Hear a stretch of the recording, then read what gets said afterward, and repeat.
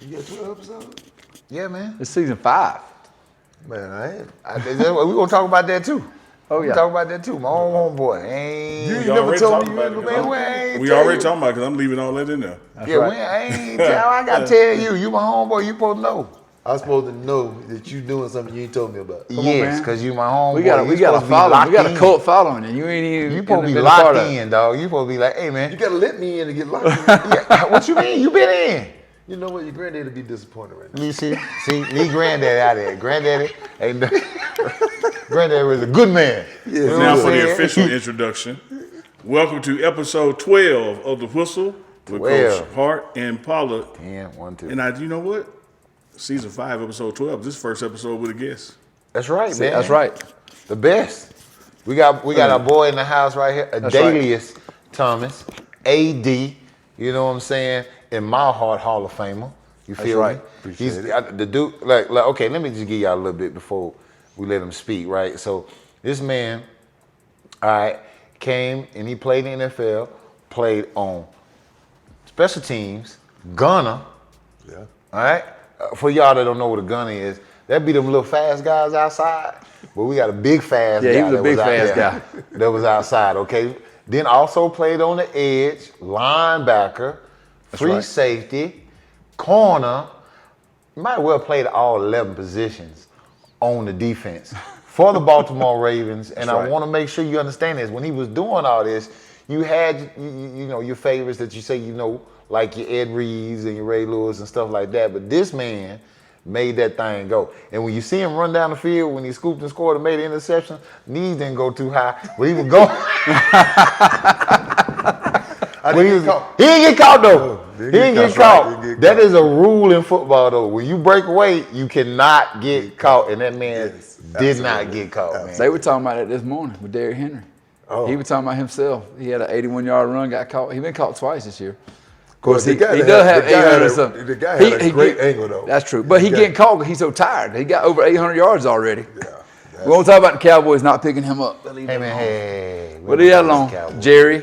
We're gonna leave the Leave that Cowboys alone. alone. Okay, they got Come on, enough man. issues. They firing That's right. reporters and everybody else right now. Anyway, Kobe episode 12, man. Let's talk about our number 12.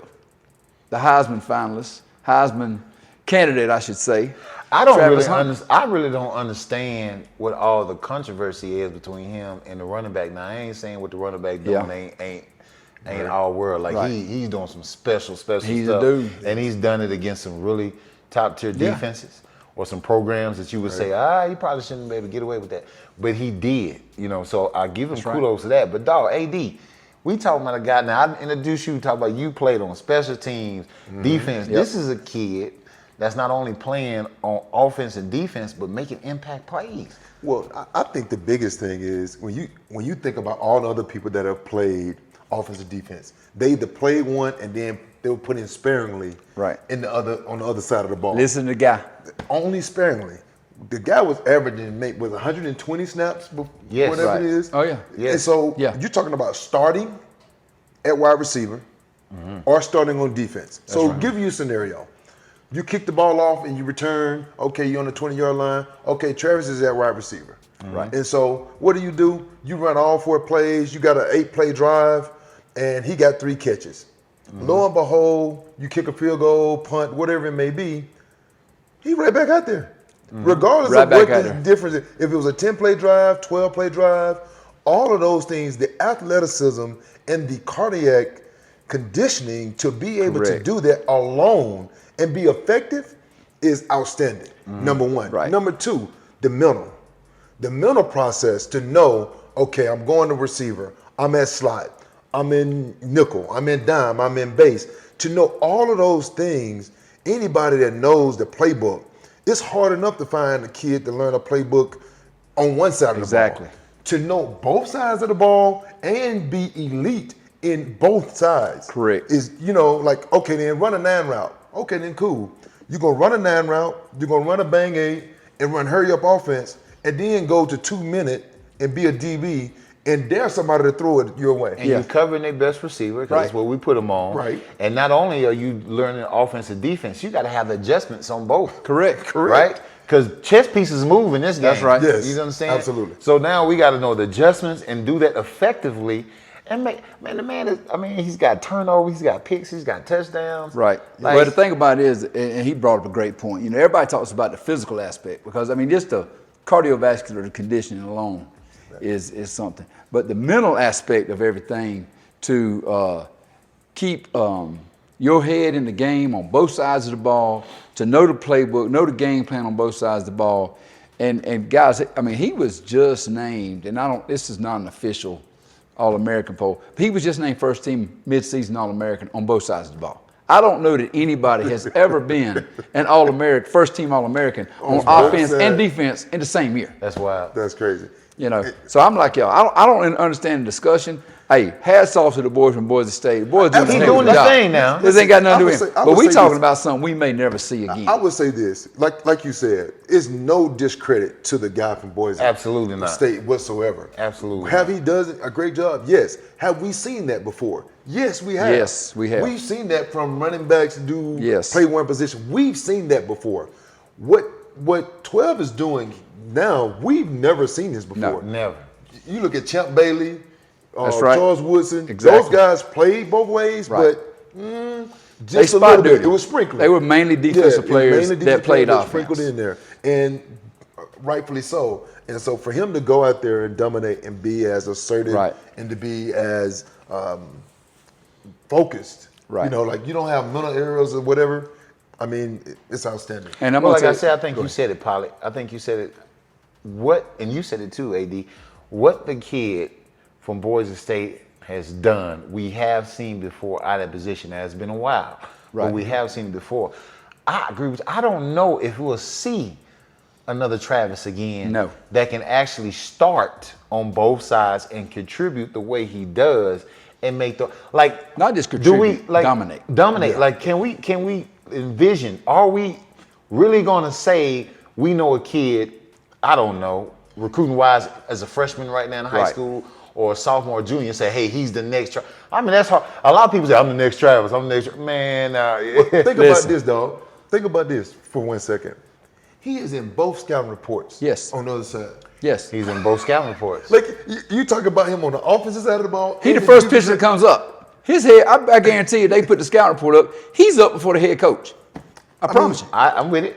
He's up for the head I coach. mean, when you And that think about says a lot with our head coach. I gotta agree. I agree with all three of y'all. But I got a simpler approach to it.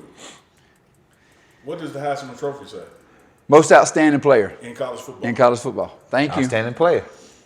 That's exactly All right. hats off to the running back. That's Yes. right. But if you're telling me to pick who is the best player in college football right now, let's make it a draft. Who would you pick if you had one pick and you got to pick somebody in college football this year? Now, you don't know who they picking. That's right. Travis I guarantee Hunter. you this. I bet Travis can check that running back on the route, but I bet that running back can't check Travis. That's right. That's exactly I right. agree with that, but you the coming. best player in That's college right. Coming football, from the Travis Hunter. NFL, AD, thinking about a GM, right? And they getting ready to put this money down. Yeah. And now I'm asking you this. I'm thinking if I was GM, I'm like, I'm gonna go with Travis just because if he's not performing here, then I might have something over here. Where if you got a running back, it's just a running back. But this guy, I get bang for Here- buck, right? Here's another aspect of it too. All right, forget about a Heisman. They've got an award for best running back, right? Doak Walker Award. They got an award for best receiver, the Biletnikoff Award. They got an award for the best DB, the Thorpe Award, right? They don't have an award for the best dude on both sides, who's doing it all. They don't even have an award named for what he's doing. Right. So the thing about it is it is the Heisman Trophy, and I think the guy has proven himself. He's been banged up last couple of weeks. We pulled him out a little bit for Arizona just because the game was under control and we didn't really need him. Yeah. And he's getting ready to go in the second half of the season. And I'm just going to tell you, man, when we need a play, you can bet he's in the middle of it, whether it's offensively or defensively. He's proven that. He has proven that. Talk about making impact plays during crucial parts of the game. Yes. Has he not done it? Yes. From Colorado State Yes. to Baylor. And unbelievable. And that's on two different sides That's of the right. ball. Yes, sir. Right? Two different sides of the ball. And so, but to answer your question about the GM, and when you think about that, and you like, okay, I learned from Ozzie. Ozzie Newsome at Baltimore is Yeah, like, man. Yes. you take the best on the board.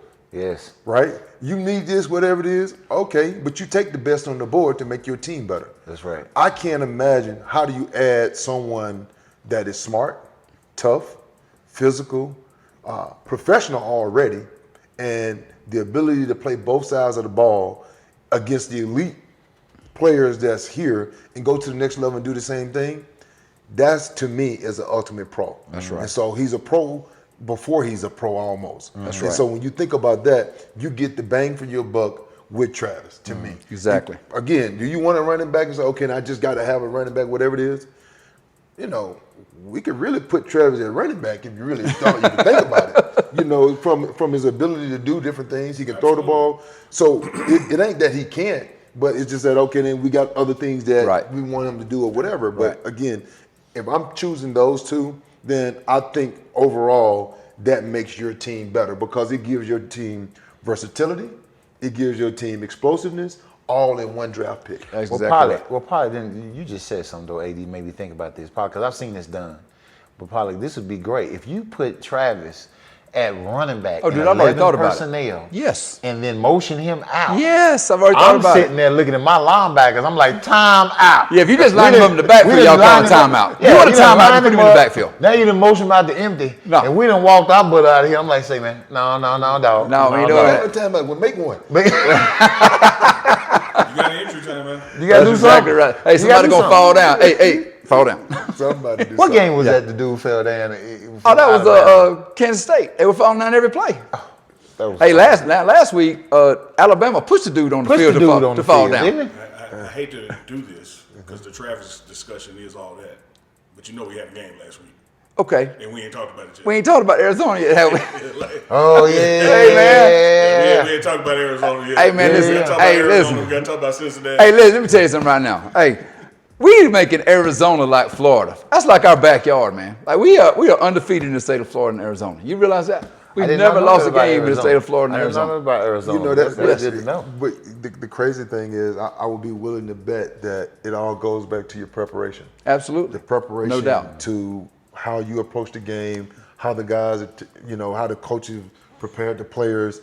All of those things really, you can tell. Yes. Like when they buy into the thing, they understanding as they go through the week, and you see on Monday and Tuesday how they're okay then. But when you see when Wednesday and Thursday come around, those are mistakes that they were making early in the week, they're not making anymore. The communication picks up on Thursday. Yes. Communication picks up on Friday. The pace picks up. They're calling out the plays. They're communicating. That to me is how you can tell when they've kind of bought in. They bought into the things. And as we all know, sometimes they don't buy in all the way like they should sometimes. Right. And so when you see that, it's like, okay, then we have a chance to be something special. And the challenge is always, you can't go back. We want, as coaches, you want to hold them to, you don't get a chance to go back to, doing it a different way. Like you show me you can hone in. You show me that you can communicate and be dominant. We need that week in and week out. Well, I'm going to tell you what, it started from the opening kickoff as far as preparation. Shout out to Tommy Robinson, our special teams coordinator, guys. He prepared us all week for a surprise onside. I don't know how he knew. He had a feeling it was coming. He knew their kicker was elite in terms of kicking the ball out the back of the end zone. But he did spend a lot of time on that. And I'll be darned, at the opening kickoff, they didn't try it. We recovered it. RJ did a great job of being alert, making the play. Absolutely. And then it gave us great field position. And we started off with a score on the first drive, and then we slammed the door on in the first drive. And I think from there, we were playing with a ton of confidence. It's always good to start off with a score on the first drive because it gives your team confidence. But going back to the preparation, like we all know as coaches, the first day of install is always hangover day for coaches, right? Because you're installing something new. You watch them going through it, and after the practice, you look, you're like, oh, my God, this is the right thing to do. But then, like you said, AD, you get to day two, the corrections are made. Correct. And they're flying around, they're communicating. Yeah. Then day three, you start to see them have fun doing it and calling out the plays and going, no balls on the ground on offense, catching the balls, making the routes and all those adjustments. And you go into it, and the kids have really, in my opinion, we've turned it on right at the right time. Yes, absolutely. Like we had some stumbles, starting at the beginning of the season.